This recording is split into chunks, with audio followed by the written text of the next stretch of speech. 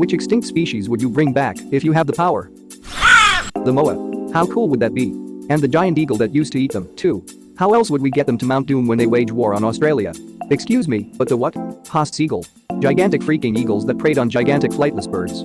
Edit. Haast seagull. They hunted moa, which were 230 kilograms or 500 pounds flightless birds. Based on the oral traditions of the indigenous peoples in the area, it's theorized that once moas started to go extinct, Haast seagulls began hunting humans as a food source. Pauakai. Old glutton. In the myths of Ngai Tahu, Pauakai lived on Castle Peak in the Torres Range and would swoop down and steal dogs and children. And in the 1920s, someone found sub-fossil Haast seagull nests on that mountain. Fun maybe fact: the last Haast seagulls may have been shot and killed in the 1890s in the Landsborough Valley by Charlie Douglas. Hawks generally build their nests on the top of a very high crag or terrace. The expansive wing of this bird will scarcely be believed. I shot two on the Haast, one was 8 feet 4 inches from tip to tip, the other was 6 foot 9 inches. Thanks for linking that article, it was a very nice read. Irish elk, it is a 7-foot deer with an antler span up to 12 feet. They would go extinct again because their antlers are too damn heavy. And some crazy ass country would think their antlers cure ball cancer or something. They do. We only have ball cancer now because they are extinct. We were this close to cancer-less balls, boys. These antlers are known to the state of California to cause cancer and cause birth defects or other reproductive harm. Infertility. I know it's a stretch, but as far as I know antlers could be procured ethically, as most elks and deers drop them in the winter months, so no need to poach animals, but you could actually just scavenge for them. Only some species do this, but to be honest I had no idea this happened at all. Yee dinosaur, it's like a long-tailed bird with bat wings, basically a mini wyvern covered in feathers. With suggestions of woolly mammoths and other fun things to die to popping up in this thread, the one I support the most definitely has to be the literal fucking dragon. Tiny? Sure. But it looks way more fucking cool than these stupid ass drones the government calls pigeons. After hundreds of generations we could selectively breed them larger and larger. Then bolt a flamethrower on its snout. I'm listening. Saber-toothed tiger. Here kitty I got a nice juicy ham for you. And when you got your 6 pieces, you gotta get rid of them, because it's no good leaving it in the deep freeze for your mum to discover, now is it? Then I hear the best thing to do is feed them to saber-toothed tiger. You got to starve the saber-toothed tigers for a few days, then the sight of a chopped up body will look like curry to a pisshead. You gotta shave the heads of your victims and pull the teeth out for the sake of the savvy's digestion. You could do this afterwards, of course, but you don't want to go sieving through tiger shit, now do you? They will go through bone like butter. You need at least 16 saber-toothed tiger to finish the job in one sitting, so be wary of any man who keeps a saber-toothed tiger farm. They will go through a body that weighs 200 pounds in about 8 minutes. That means that a single saber-toothed tiger can consume 2 pounds of uncooked flesh every minute. Hence the expression, as greedy as a saber-toothed tiger. This would be in a timeline where saber-toothed tigers are brought back from extinction. Neanderthals, and all other homin species that lived at the same time as us. I think the hobbit-like Umayyades around Indonesia would be cooler to bring back. I think they're called Homo floresiensis, Ebu Gogo by natives. There's a tale that they company existed with the humans on the island and stole food from time to time. Got out of hand when they stole a baby, and the tribe went down to the Ebu Gogo village and killed the lot. Homo floresiensis. From the island of Flores in Indonesia. The ultimate spinner ancestor right there. Carolina parakeet. Most northern living and cold-tolerant parrot. It's the equivalent of the Japanese snow monkeys. Arguably Key is most cold-tolerant, but Carolina parakeet was up there. I live in New Zealand, and the Key literally lives in alpine snow for a large portion of the year, so I would agree with you on the Key. Kakapo are also pretty cold-tolerant. Is Kaka cold-tolerant as well? All the Pleistocene megafauna. So mammoths, ground sloths, the California tapir, Lepidans, the European lion, the Ice Age spotted hyena, short-faced bears, Diprotodons, Merck's rhinoceros, sloth lemurs, elephant birds, moas, dire wolves, the straight-tusked elephant, saber-toothed cats, gomphotheres, Civatherium, steppe bison, terrestrial crocodiles, megalania, short-faced kangaroos, the marsupial lion, thylacine, various mainland giant tortoises, quagga, megaloceros, and the list goes on. That is an excellent list, and I appreciate that you included the sloth lemur. Though, a couple of my favorites, notably the giant ground sloth and the giant beaver, really should be on there explicitly. Go back to Ark, I like my life. I'm playing a private server with my friends. Hell, I can't escape. Woolly rhino and woolly mammoth. I think the northern hemisphere could do with some more megafauna. The south hugs it all. I want the giant sloths. They dug literal caves for burrow. Sloth cave. Edit. Not burrow or even burrow. Elephant birds. Just think of emus, but 3 times the size. Better bring back the moa too then. Not quite as big, but still an absolute unit. And of course you have to bring back its natural predator, Haast seagull. Forget worrying about children getting taken away. No adult is safe outside. The Great Emu War V 2.0. The electric boogaloo. Passenger pigeon. They used to block out the sun. Imagine such a sight. There's actually a project in the works where the eventual goal is to clone a bird that resembles the passenger pigeon in form and function. Right now they've been experimenting with testing the proposed genetic engineering method using domestic pigeons, using domestic breed genetics. If a concluded has been successful, they may proceed to working with fan-tailed pigeons, which are the closest living species related to the passenger pigeon.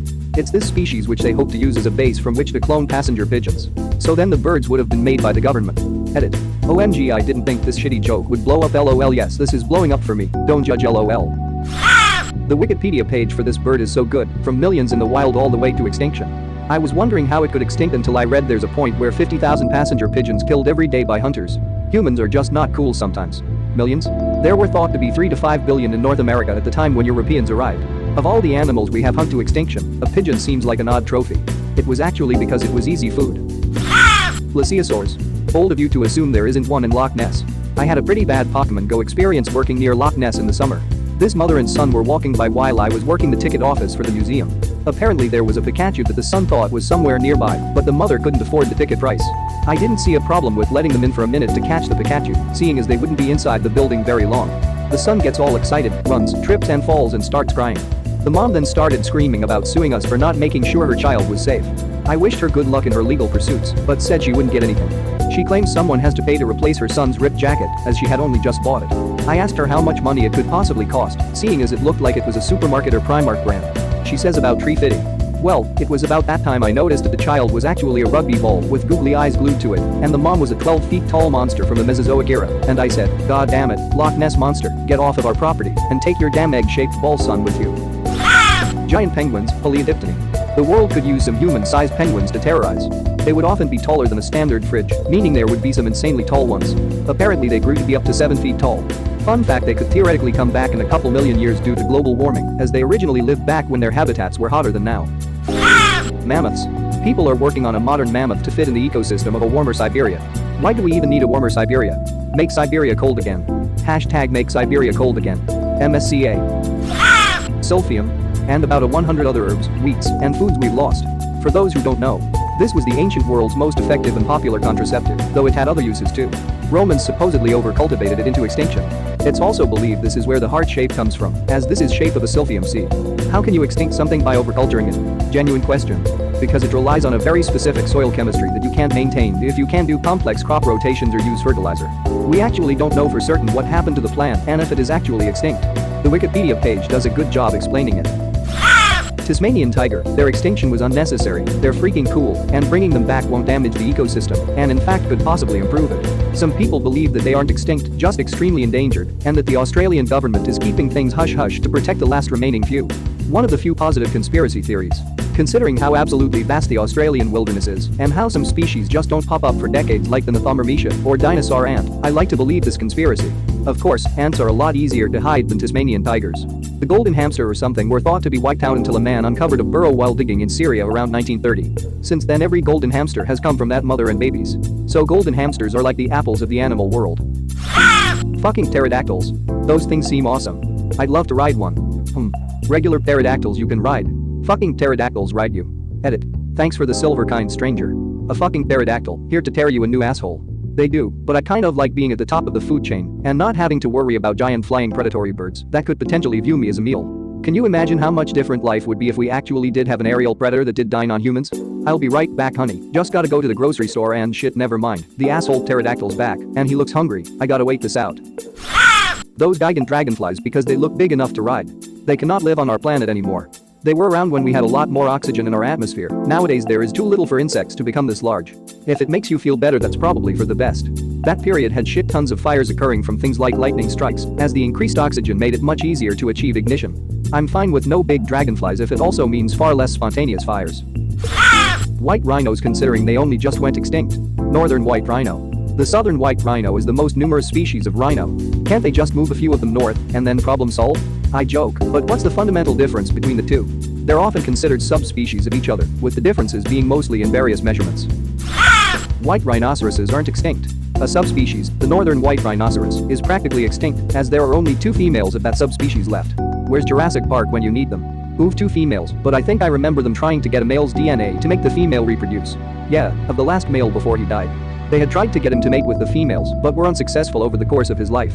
They kept his sperm in hopes that one day they'll be able to successfully artificially inseminate one of the females, but there's been no news of success on that front, and the conservation group at the time of his death didn't make it seem like it had a high likelihood of success. The giant fungi from the Silurian period 400 million years ago. I need a 20-foot tall mushroom so I can have enough mushrooms to eat on steak night. Edit. Thank you kind stranger for your love of mushrooms and silver shiny award that validates me, then I could finally be a proper smurf with the house and everything. Now I just need to become blue, dabbity dabita. Edit. People are saying I could eat silver to turn blue, so that award will really come in handy. Now listen up. Here's a story. T-Rex because why the fuck not? There are at least 5 movies stating why this is a bad idea. Edit. Wow, I saw a comment on this thread. I will look for the user saying this before me, and I thought it would fit here as a response. I don't deserve this credit. Edit 2. The original poster of a similar comment was Luki5452. Most of those are about why velociraptors. Edit. Yes, technically what we see in the movies more closely match Utahraptor, not the turkey-sized velociraptor, are a bad idea. T-Rex more often than not is the deus ex machina that saved the heroes. Also the dinosaurs do nothing wrong, it always ends up being the humans' fault. The ivory-billed woodpecker, the Lord God bird. There have been many efforts to see if they are still around after reported sightings in the 1990s and since, but no conclusive proof that they are not extinct. Came here to say this. There have been a few sightings in 2006, I believe, somewhere in Louisiana. There's a whole community around that bird, including several detailed pages like ibbo.org and ubo.net. Ivory bills existed in Cuba as well as the US, and the last Cuban sightings were from a 1986 expedition to Humboldt. So far the biggest study conducted was based around the sightings from 2006. Here's the last documented image of the bird. Edit. 2006, not 2007. Edit 2. Here's an excellent video about the 2006 sighting. I'd highly encourage anybody to watch it. Anything potentially as goofy as a pileated needs to be around. I'll throw the great auk into the animals I want back. Actually, there's a whole debate on bring back ancient species using stem cells and DNA. Scientists might have the tech to pull it off, but they're afraid of plagues and what kind of ecological ramifications it would have. Didn't the last time they tried this specimen live like 8 minutes? I'm on the side that would argue to keep trying, because why the hell not, right? I don't care if I should, I just care if I can. Have you seen Jurassic Park? The dodo looks like it'd be delicious. There were reports by Dutch captains at the time that because of its natural diet of oily nuts, unless boiled until the meat almost fell apart, the meat was so oily and foul-tasting that the crew would rather eat rations, as eating its rubbery meat would consistently cause constipation. My arc character seems to shit just fine. That just sounds like extinction but with extra steps. Why? Do you think there'd be 500 million chickens in the US if they weren't delicious? Realistically speaking, what caused the extinction of the dodo is the fact that we discovered them before we discovered factory farming. They were hunted easily for their inability to fly, they ate rocks to digest their food, and their poor agility speed. Their eggs were easily gathered and stolen because they laid them in nests on the ground. Dodos were pretty much doomed the moment settlers explorers got there.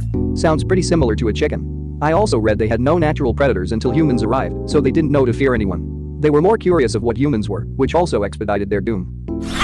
Those blue birds from Rio. They're still around but not in the wild.